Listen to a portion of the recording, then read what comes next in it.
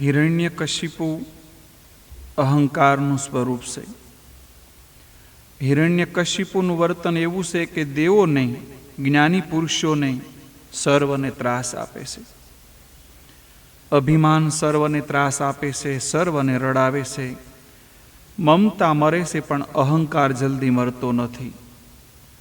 અહંકારને મારવો કઠણ છે. તે રાત્રે મરતો નથી, દિવસે મરતો નથી, ઘરની બહાર મરતો નથી, ઘરની અંદર પણ તે મરતો નથી.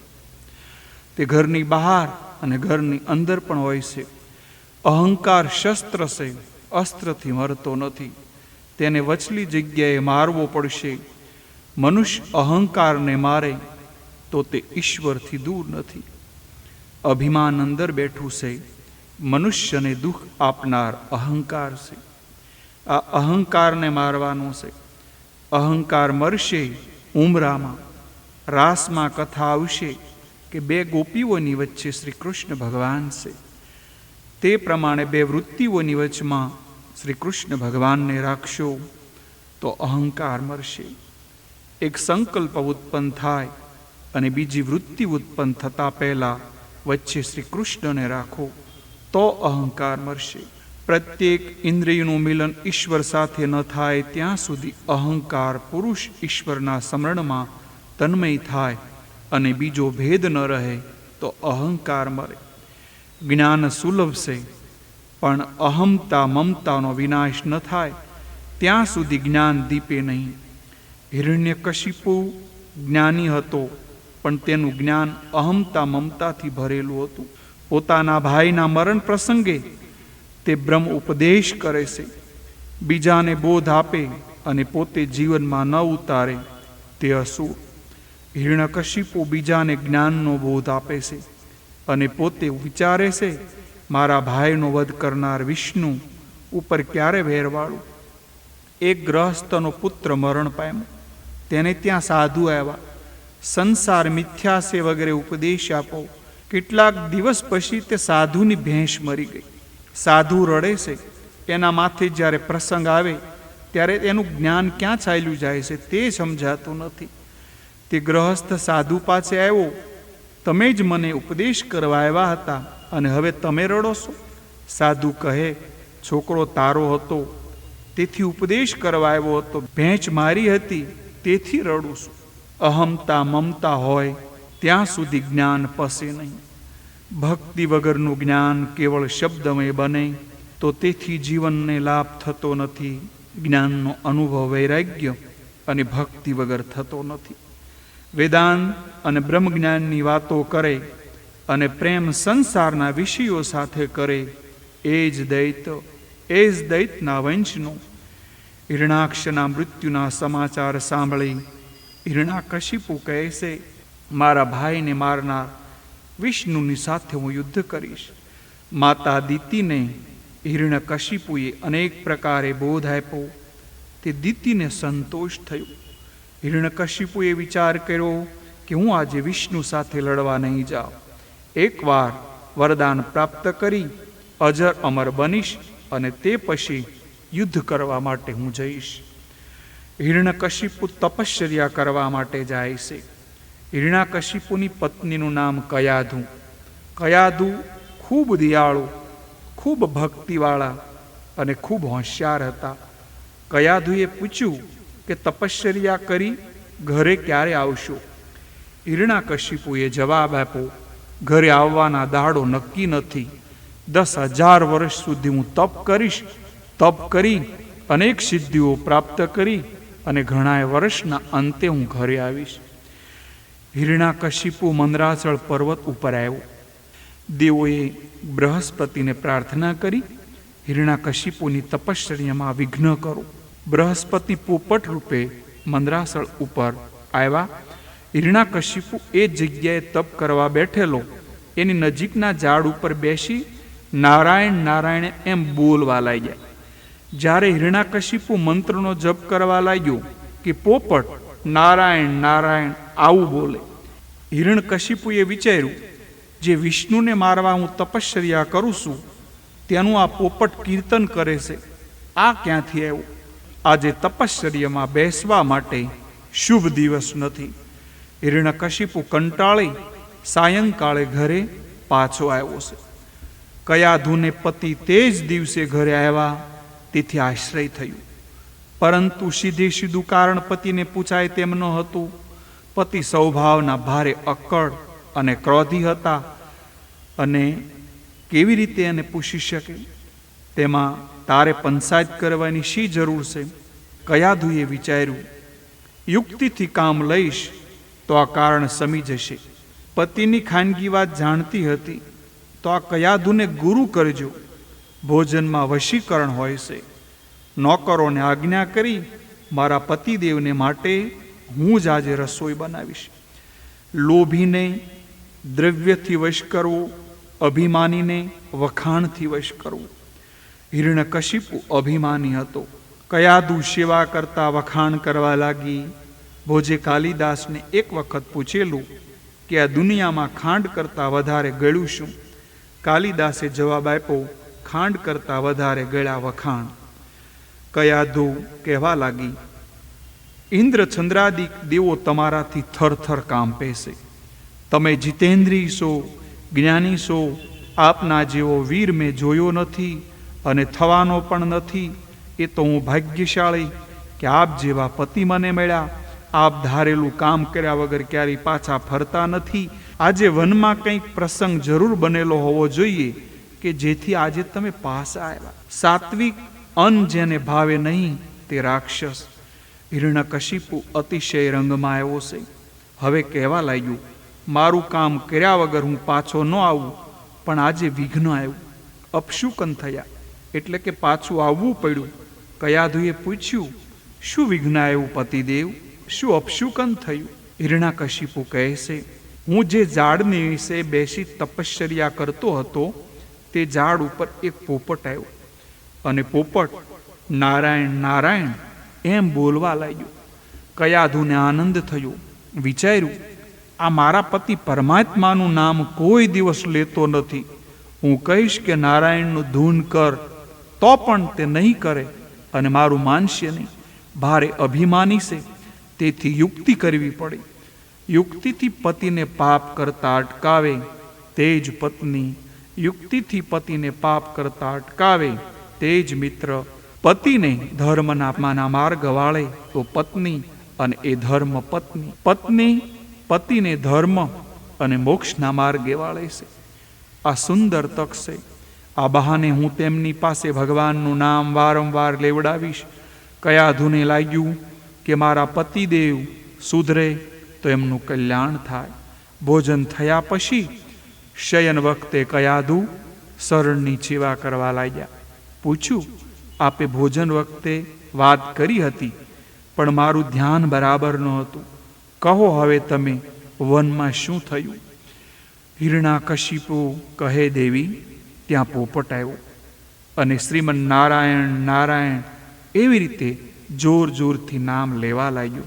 કયાધુ કહે, પોપટ શું બોલ્યો? હિરણ્યકશિપુ કહે, નારાયણ નારાયણ. કયાધુ કહે, જાઓ જાઓ, પોપટને કાંઈ બોલતા આવડતું હશે. પોપટ ખરેખર બોલ્યો? હિરણ્યકશિપુ કહે, હા, તે નારાયણ નારાયણ આવું બોલતો હતો. બિચારો કામવશ થયેલો એટલે પત્ની જેમ પૂછે તેમ ઉત્તર આપ્યા કરે. કયાધુએ આ પ્રસંગનો લાભ લઈ પતિની પાસે આ પ્રમાણે 108 વાર એમને નામ જપાવ્યા. સાધારણ રીતે પુરુષ કામાંધ હોવાથી સ્ત્રીને આધીન જ હોય, એટલે પત્ની ધારે તો પતિને સુધારી શકે છે. પત્ની લાયક હશે તો પતિને પણ ભગવત ભજનમાં વાળશે. કયાધુએ યુક્તિથી પતિ પાસે વારંવાર ભગવાનનું નામ લેવડાવ્યું. માતા પિતા ભગવાનનું નામ લેતા હતા. એ વખતે પ્રહલાદજી માના પેટમાં આવ્યા હતા અને આથી હિરણ્યકશિપુ રાક્ષસ. તેમ છતાં પ્રહલાદજી મહાન ભગવત ભક્ત થયા. કયાધુ સગર્ભા થયા. હિરણ્યકશિપુ તપશ્ચર્યા કરવા ગયો. 36,000 વર્ષ સુધી એમને તપશ્ચર્યા કરી. અન્નજળનો ત્યાગ કર્યો. કળયુગમાં અન્નમય જળમય પ્રાણ છે. આ વાત સતયુગની વાત છે. સતયુગમાં અસ્થિમય પ્રાણ હતો, તેથી આ શક્ય હતું.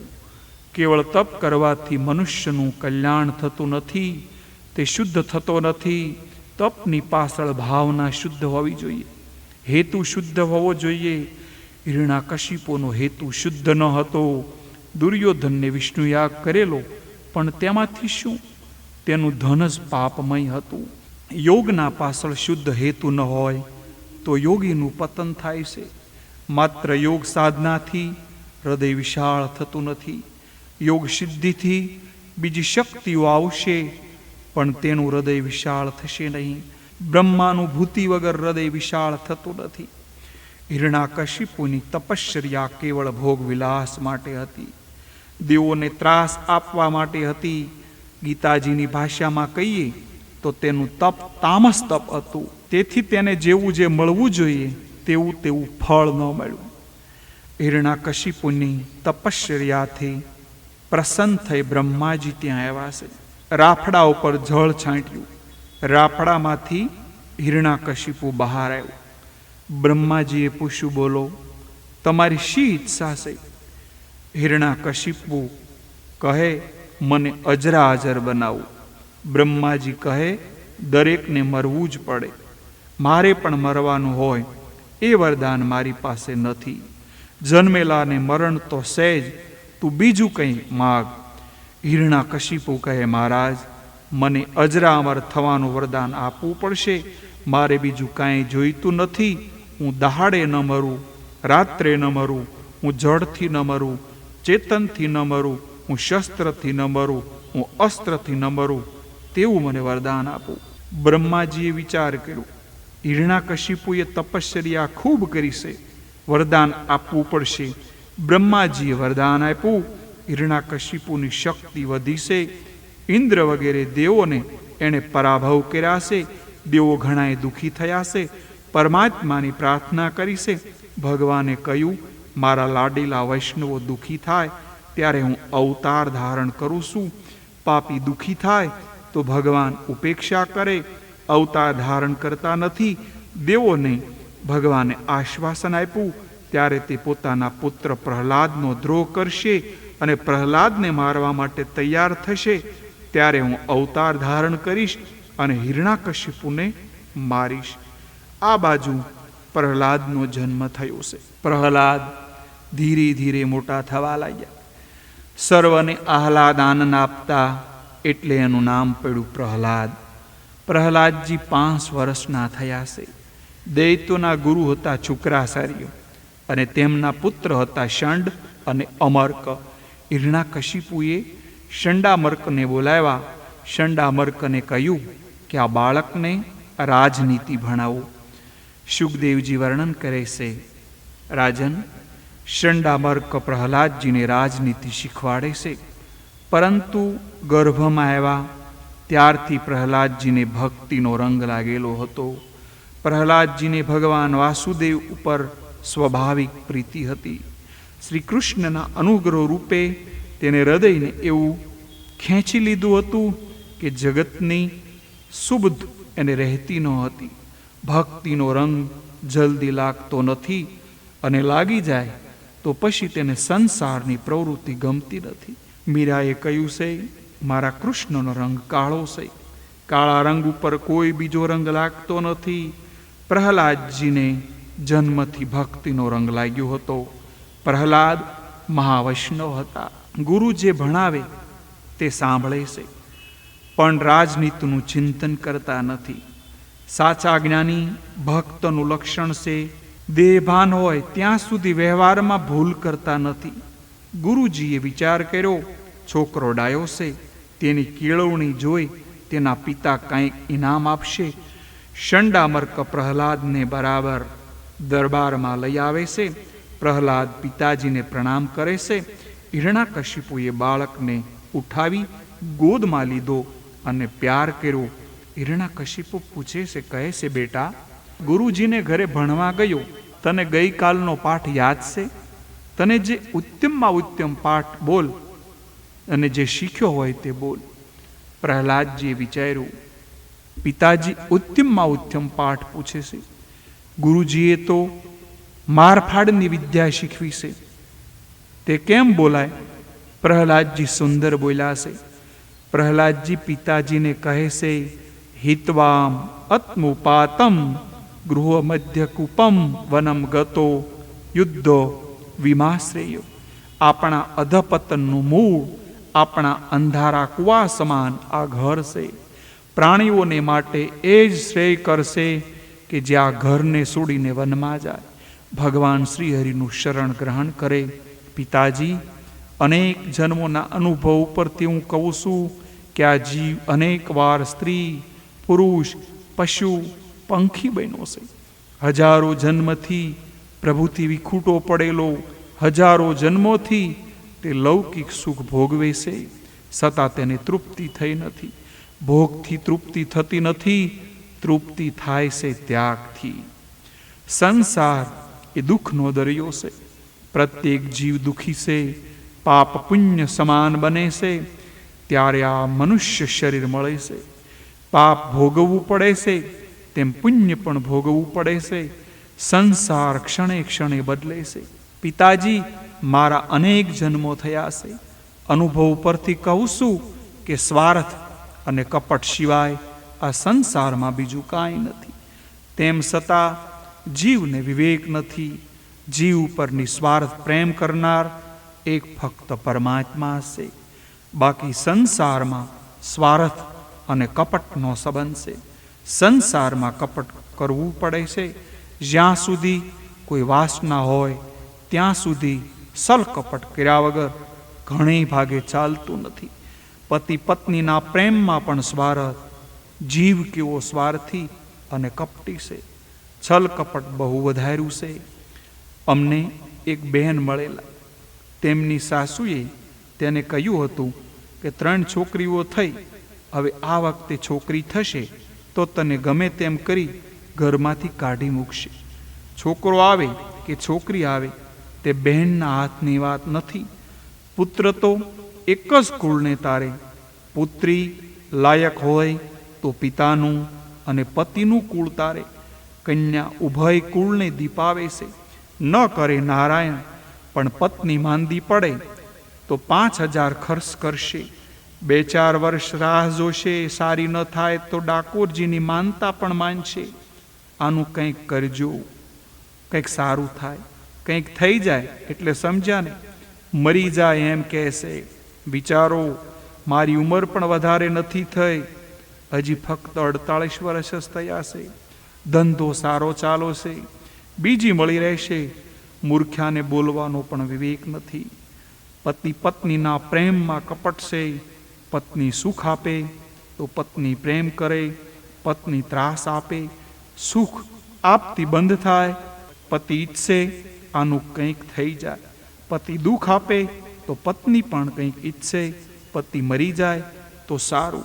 સુર નર મુનિ સબહી યહ રીતિ, સ્વાર્થ લાગી સબહી કર પ્રીતિ. પત્ની સુખ આપે છે એટલે પતિ એને સહાય છે. પત્ની સુખ આપતી બંધ થાય ત્યારે તેના ઉપર તિરસ્કાર છૂટશે. જગતમાં સ્વાર્થ અને કપટ સિવાય બીજું કોઈ આ સંસારમાં નથી. આ ઉપર ઋષિ યાજ્ઞવલ્ક અને મૈત્રી વચ્ચે એક સુંદર સંવાદ થયેલો. યાજ્ઞવલ્ક ઋષિએ સંન્યાસ ગ્રહણ કરવા નિર્ણય કર્યો. તેથી પોતાની બંને પત્નીઓને મૈત્રી અને કાત્યાયને બોલાવીને કહ્યું, મારે હવે સંન્યાસ લેવો છે. તમારી વચ્ચે ઝઘડો ન થાય એટલે સર્વ સંપત્તિ તમને બંનેને સરખે ભાગે હું વહેંચી આપું. મૈત્રી બ્રહ્મવાદીની હતા. તેણે પૂછ્યું, આ ધનથી હું મોક્ષ પામી શકીશ? હું અમર થઈ શકીશ? યાજ્ઞવલ્ક કહે, ધનથી કોઈને મોક્ષ નહીં મળી શકે. ધનથી બીજા ભોગ પદાર્થ મળી શકે એટલે તમે આનંદથી જીવી શકશો. મૈત્રી કહે છે, જે ધનથી મોક્ષ ન મળે તે ધનને મારે શું કરવાનું? તમે સઘળું ધન કાત્યાયનીને આપો. મૈત્રીજીને જિજ્ઞાસા જાણીને યાજ્ઞવલ્ક તેને બ્રહ્મ વિદ્યાનો ઉપદેશ આપ્યો. મોક્ષના સાધન કયા?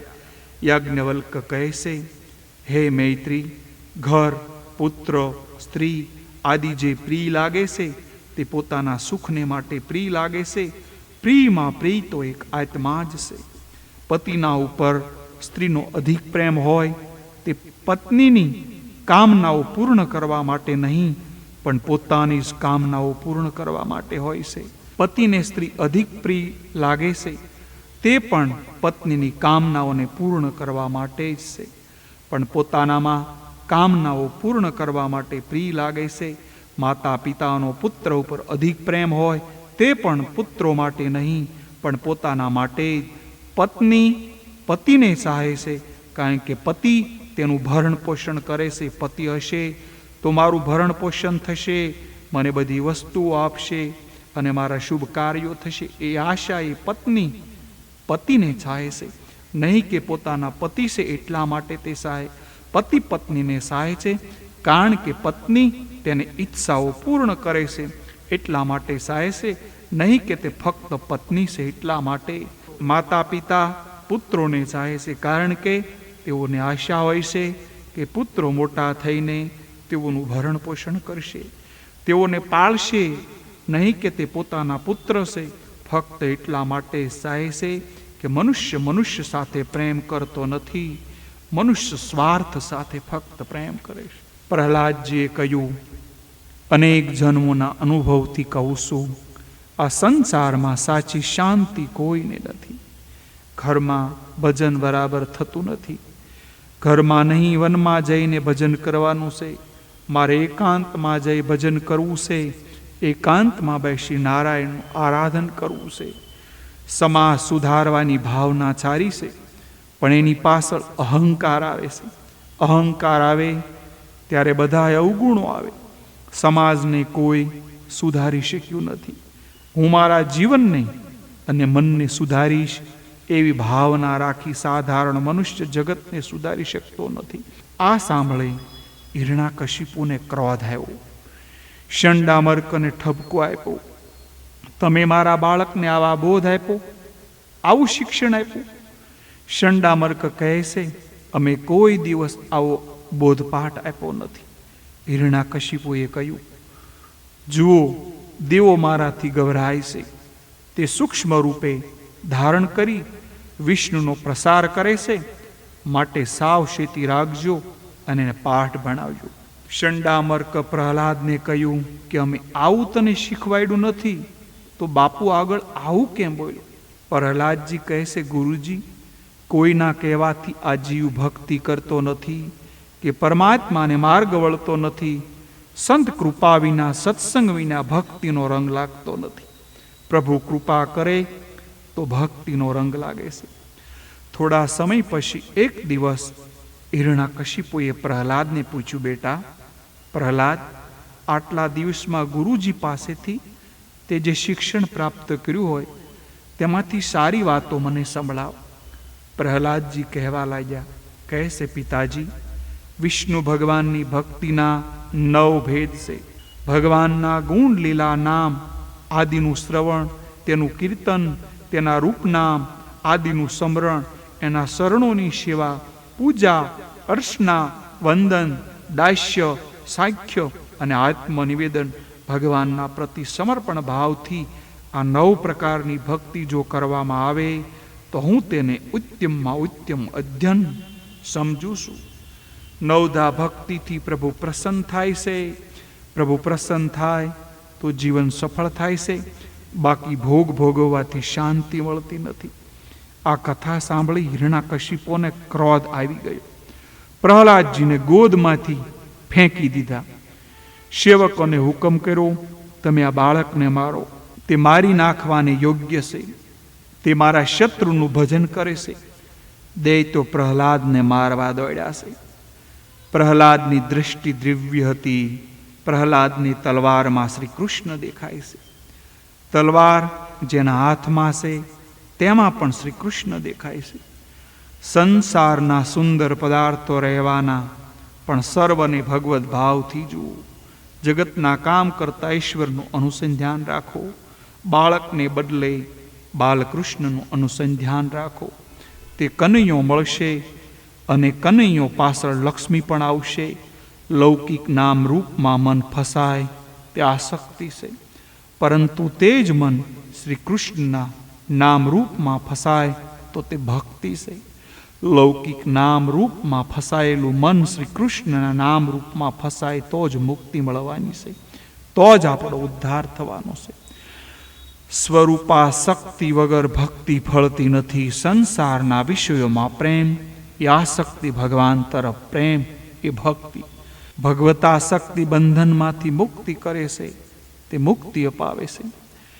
સુખદેવજી સાવધાન કરીને કહેશે, રાજન, આંખમાં કામને ન રાખો અને મનમાં સ્વાર્થ ન રાખો.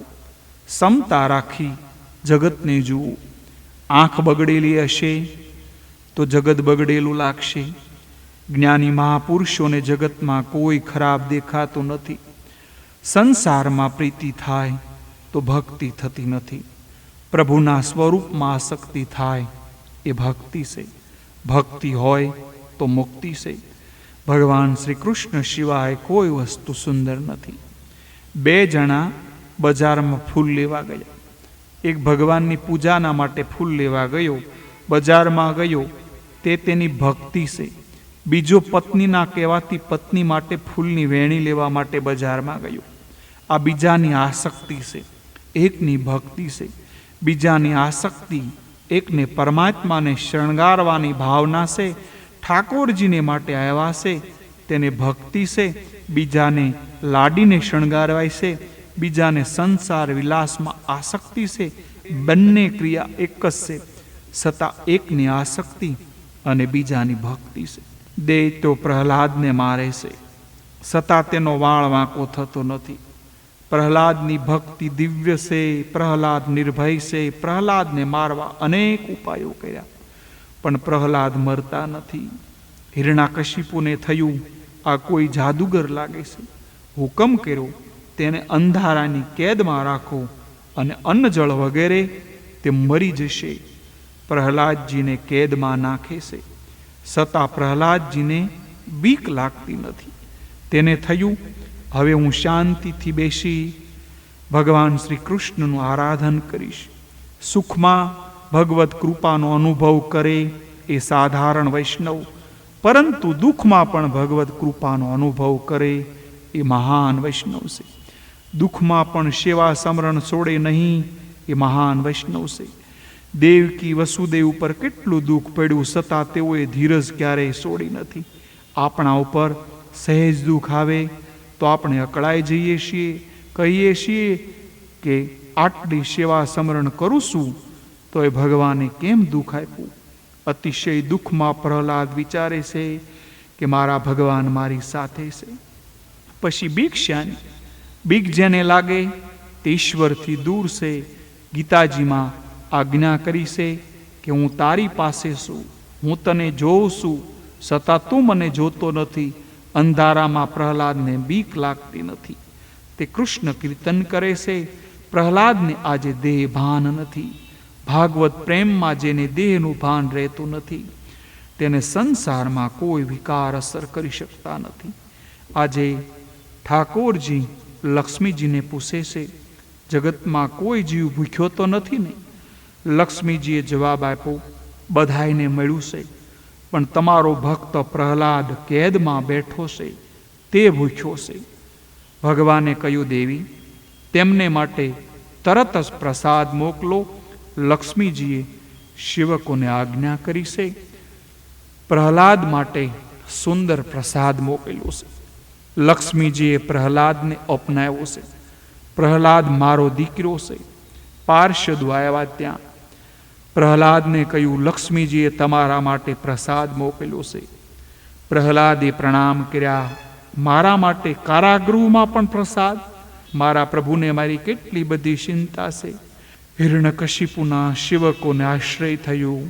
પ્રહલાદ કંઈક ખાય છે, આ તો જાદુગર છે. અમે પહેરો ભરીએ છીએ, પણ અંદર ગરબડ જેવું લાગે છે. તેઓ હિરણ્યકશિપુની પાસે ગયા, વાત કરી. હિરણ્યકશિપુ આવ્યો. પ્રહલાદ પ્રસાદ આરોગતા હતા. પૂછ્યું, આ ક્યાંથી લાવ્યો? પ્રહલાદ, આ ક્યાંથી લાવ્યો? સાચું બોલ, તને કોણ આપે છે? પ્રહલાદ કહે છે, માના પેટમાં જ્યારે મારું ભરણ પોષણ કરતા હતા એ જ અત્યારે મારું ભરણ પોષણ કરે છે. પિતાજી, આ કોટડી તો મોટી છે, ગર્ભવાસની કોટડી કેટલી નાની હોય છે, ત્યાં જેણે મારું ભરણ પોષણ કર્યું, ત્યાં મારું રક્ષણ કર્યું, તે જ મારું પોષણ અને રક્ષણ અત્યારે કરે છે. હિરણ્યકશિપુ વિચારે છે, આ કોઈ ઉપાય મળતો નથી, મને મારવા તો આવ્યો નથી ને. હિરણ્યકશિપુ ગભરાઈ ગયો.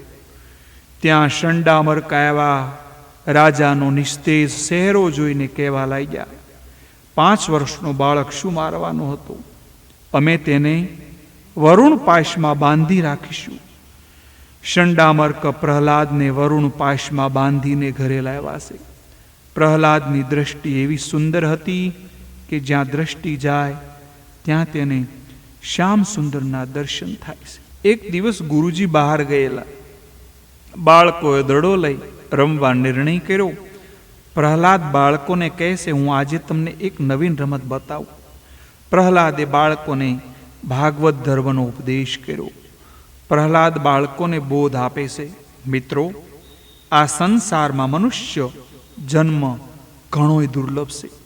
આના દ્વારા અવિનાશી પરમાત્માની પ્રાપ્તિ થઈ શકે છે, પરંતુ જાણવા મળતું નથી ક્યારે આનો અંત આવી જાય. આથી બુદ્ધિમાન પુરુષોએ વૃદ્ધાવસ્થા તથા યુવાનીનો ભરોસો રહેવું નહીં અને બાળપણથી ભગવાનની પ્રાપ્તિ કરાવે તેવા સાધનોનું અનુષ્ઠાન કરી લેવું જોઈએ. પ્રહલાદજીનું ચરિત્ર પણ આપણને સૂચવે છે કે બાલ્યાવસ્થાથી જ જે મનુષ્ય ઈશ્વરના ભજનમાં લાગી જવું જોઈએ. માતા પિતાએ નાના બાળકો પર ધર્મના સંસ્કારો પાડવા જોઈએ. વૃદ્ધાવસ્થામાં દેહની સેવા થાય છે, દેવની સેવા ક્યારેય થઈ શકતી નથી. માનવ શરીર ભોગ ભોગવવા માટે મળ્યું નથી, ભગવાનનું ભજન કરવા માટે મળ્યું છે, ભગવાન મેળવવા માટે મળ્યું છે. શરીર નાશવંત છે, છતાં મનુષ્ય જન્મ દુર્લભ છે, કારણ કે તે ઈચ્છિત વસ્તુ આપનાર છે. અનિત્યથી આ નાશવંત શરીરથી નિત્ય વસ્તુ ભગવાનને પ્રાપ્ત કરી શકાય છે. આ શરીર બહુ મોંઘું છે.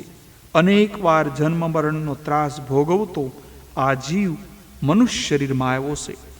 ઈશ્વર નિત્ય છે, શરીર અનિત્ય છે, પણ અનિત્યથી નિત્યની પ્રાપ્તિ થાય છે. માટે મનુષ્ય શરીરનો મહિમા છે. પહેલા મનુષ્યનું આયુષ 100 વર્ષનું ગણાતું હતું, આજે તે સ્થિતિ નથી. મનુષ્યના આયુષમાં વર્ષોમાંથી અર્ધું આયુષ નિંદ્રામાં જાય છે. લગભગ આયુષ બાલ્યાવસ્થામાં અને કુંવારા અવસ્થામાં જાય છે. બાલ્યાવસ્થા અજ્ઞાનમાં અને કુંવારાવસ્થામાં ખેલકૂદમાં બાકીના વર્ષો રહ્યા. તેમાંથી વૃદ્ધાવસ્થાના વર્ષો બાદ કરીએ, કારણ કે શરીર ક્ષીણ થઈ જવાથી વૃદ્ધાવસ્થામાં કંઈ થઈ શકતું નથી. તો થોડા વર્ષો રહ્યા એ જુવાનીના વર્ષો કામ ભોગમાં પસાર થાય છે.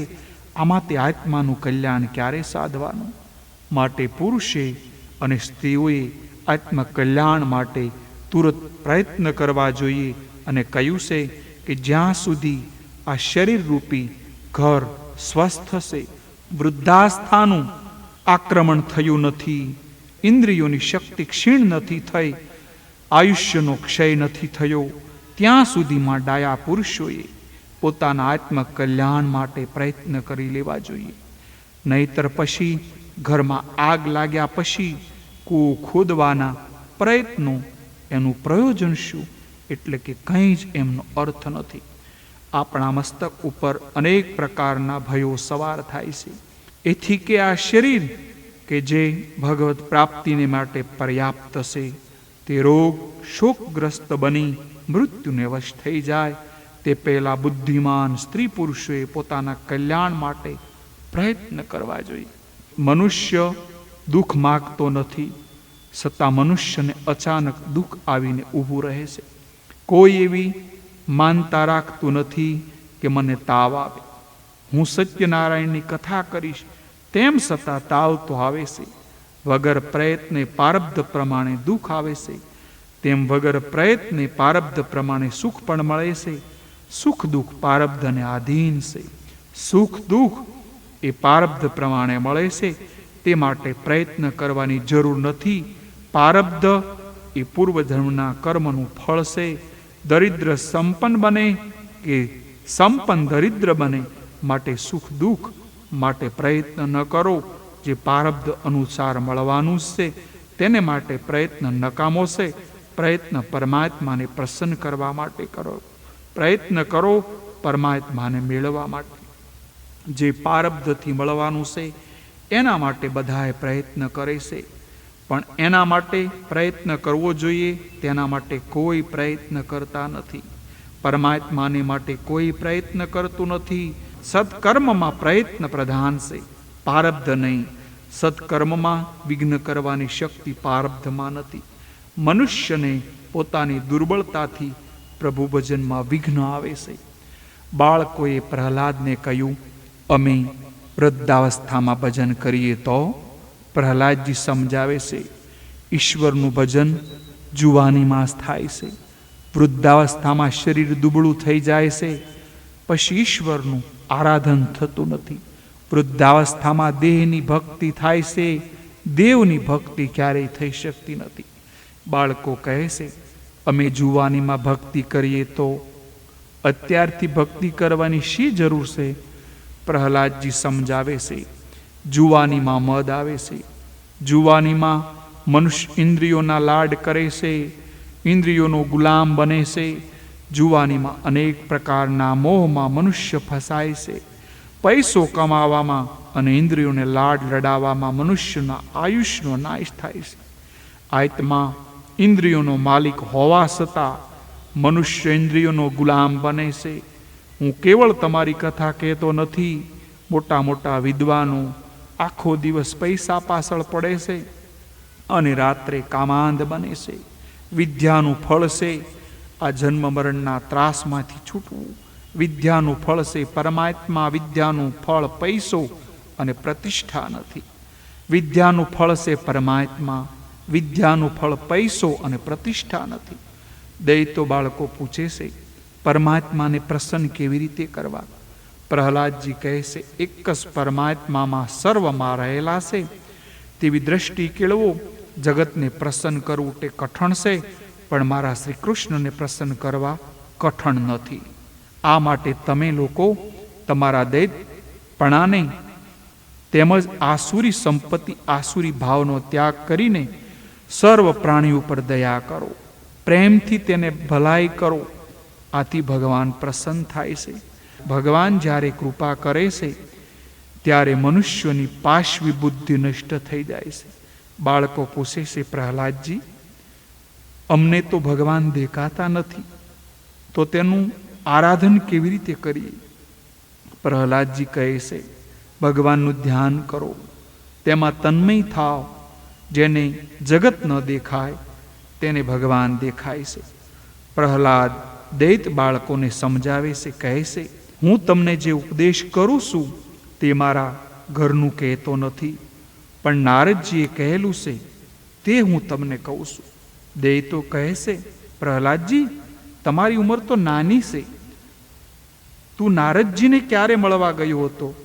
પ્રહલાદજી કહે છે, જ્યારે મારા પિતાજી મંદ્રાસળ પર્વત ઉપર તપ કરવા ગયા ત્યારે ઇન્દ્રાદિક દેવો દાનવ ઉપર ચડાઈ કરી.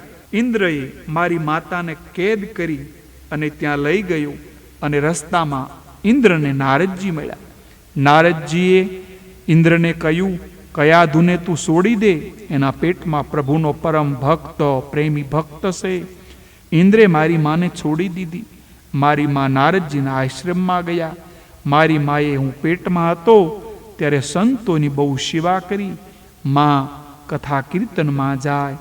અનેક વાર માતાને નિંદ્રા આવે, પણ હું સાવધ થઈને કથા સાંભળતો.